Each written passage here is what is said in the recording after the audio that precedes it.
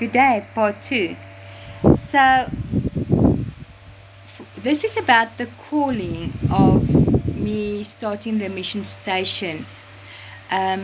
When I was working at this house shop for this past year, not last year, the previous year, I felt impressed that God wanted me to go and share the gospel on farms for 2 days a week, and the other 3 days work in this house shop.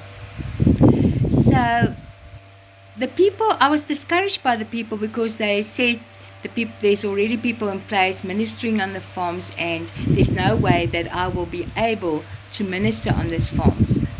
But I felt impressed 2 days in a row with the scripture that says that I myself will go before you, open the doors, level the ground, and break open the iron gates. And that's what I was holding on. That's what God was saying to me, and this is what I was holding on. So in that time, I got COVID, and I was at home. And during that time, praying, sleeping, being very sick, I felt impressed about the Friday before the quarantine. My quarantine stopped the Saturday, and the Friday I felt impressed. You need to go out on Monday and Tuesday to the farms. But I still didn't know how to do it and where to do it and when to do it precisely. So I contacted this friend of mine that worked with farmers, and I asked him if he had found out something, because I've previously asked him if he would hear by his farmer friends if I will be able even just to work 2 days on the farms and have the lunchtime to share with the people.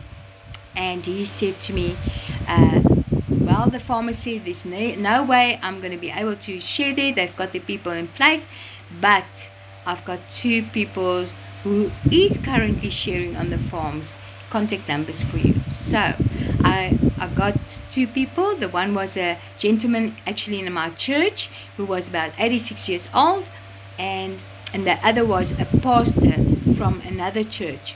So I contacted them on that Friday, made an appointment with the pastor of 86 years, and then made an appointment with the other pastor, and I was going to see them on the Sunday. But I must tell you, I was still weak after COVID, but I felt impressed. This is what I must do, and I needed to do it.